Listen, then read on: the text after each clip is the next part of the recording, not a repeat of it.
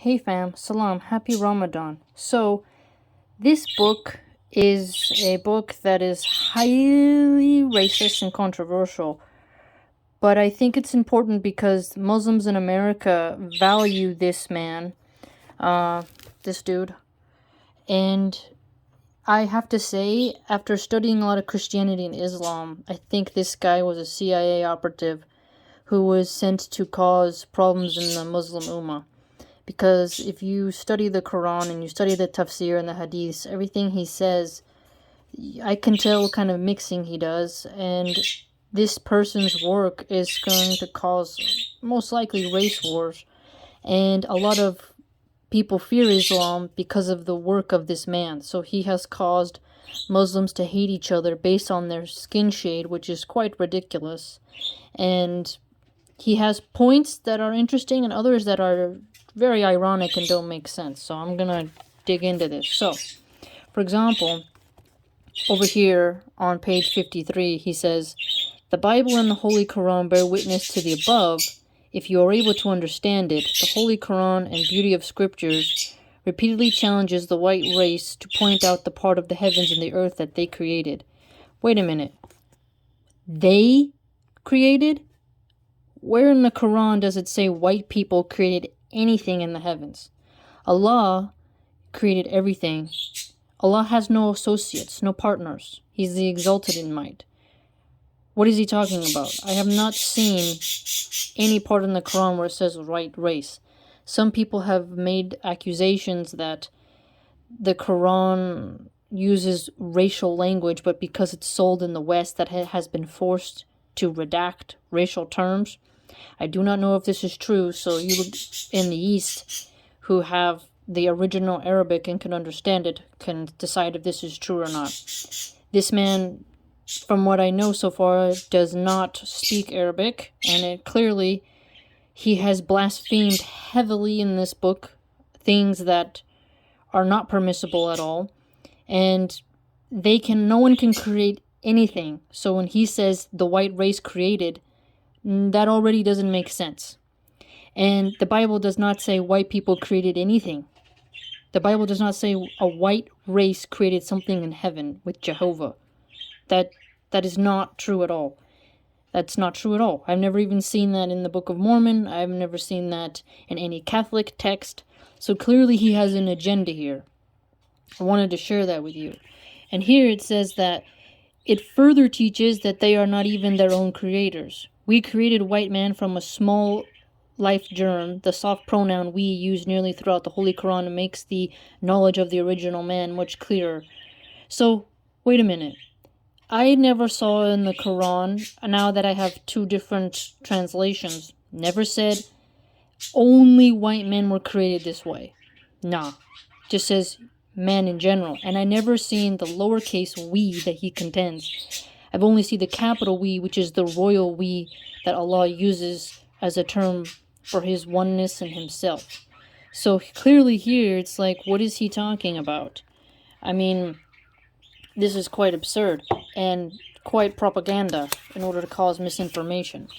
And here, he separates white people creation, and how would that make any sense? And over here, on page 54, he says, "You cannot blame one for the way he or she was born, for they had nothing to do with that." So that's kind of ironic. So clearly in this book, he says that, he even blasphemes the prophet Jacob, Yaqub, and says that he's the father of white people, and because of him, the white devils, he calls them, are able to live on earth. This is quite insane. It's strange how he says you can't blame someone for the race they were born, but then he goes later on in this book to say that Allah created white people as a race of devils, and that all white people are devils, and even that white children are devils, and that black people should not be friends with white people. And I'll show you those citations later on in this book. But this would cause dissension.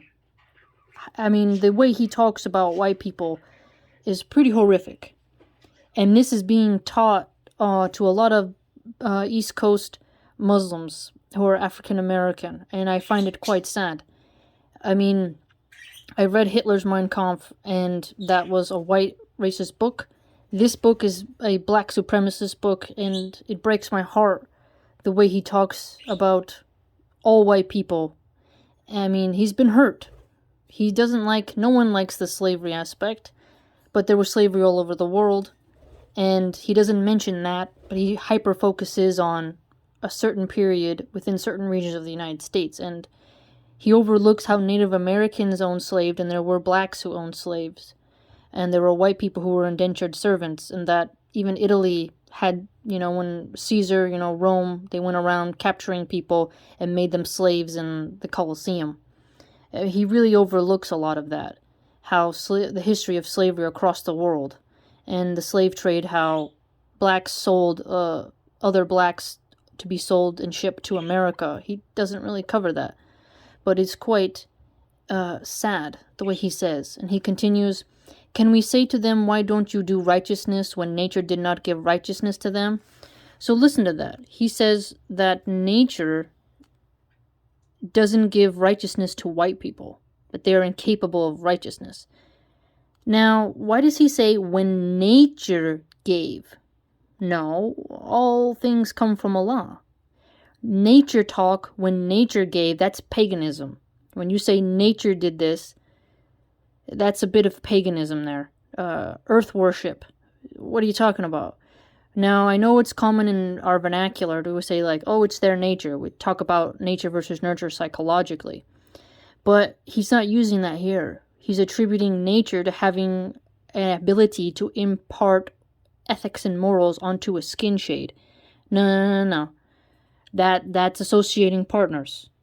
You cannot assign attributes. Nature is not something that can assign attributes of morality. Even the biologists and the evolutionary psychologists would not say that nature imparts ethics.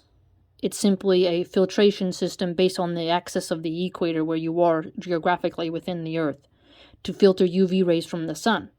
So, I mean, already here you get some hints. If you study both Christianity, evolution, and Islam, and sophistry, you can see what he's doing here, right? Or say to them, why are you such a wicked devil? Now, again, here's another example of how he calls white people wicked devils. So anyone who pretends that this man isn't a bona fide racist, I mean, it's quite sad. This would cause dissension in the Umma. There should not be dissension and separation based on skin shade, because all skin shades come from Allah. Allah decided what we would be. And when we die, all our skin color will just turn into nothing. It doesn't matter. And he continues, who is responsible, the maid or his maker? Yet we are not excused for following and practicing his evil, or accepting him for a righteous guide just because he is not his maker. So he says, who is responsible, the maid or his maker? Here it's, everyone's responsible for their own deeds, right? This is kind of talk is very sick, practicing his evil, and saying that white people cannot be a righteous guide. So he's contending just because of your race, you won't be capable of righteousness, and because of your race, you will not be able to guide anyone to righteousness if you're white or have blue eyes. This is quite sad. It's quite sad. So he really did not meet any white Muslims. Now, he is a very niche example of an American sophist who clearly has a political agenda to incite racial tensions. And rappers like Ice Cube and Louis Farrakhan, he's another guy who is quite hateful. They are, Nick Cannon also preached this person's message. There's a lot of YouTubers who are preaching this, and it's quite sad. But we cannot let them separate us, because I'm Cherokee and Italian, and I love Allah, and I love the Muslim Ummah. And what do you mean I can't guide anybody to righteousness? What do you mean I can't be righteous? Nature didn't tell me to not to be bad. Any evil that happens to us, it comes only by the permission of Allah. And also by our own deeds, and by shaitan enticing us, and by bad friends, and, poor parenting. it's, come on, there's a lot more to it, but clearly, this person has an agenda. So I thought I'd share that with you. I'll do some other videos, but this is why studying theology is important, and, just the way in which people form rhetoric arguments, because books like this cause so much confusion and division and are being preached right now openly. So I thought this would be an interesting way to kind of, during the holy month of Ramadan, to where we can watch out for these kinds of sick ideologies which are going to cause more war within the Muslim Ummah. So hopefully my videos will contribute towards getting people back towards authentic Islamic teachings and not people who make things up for political agendas and organizations or CIA operatives.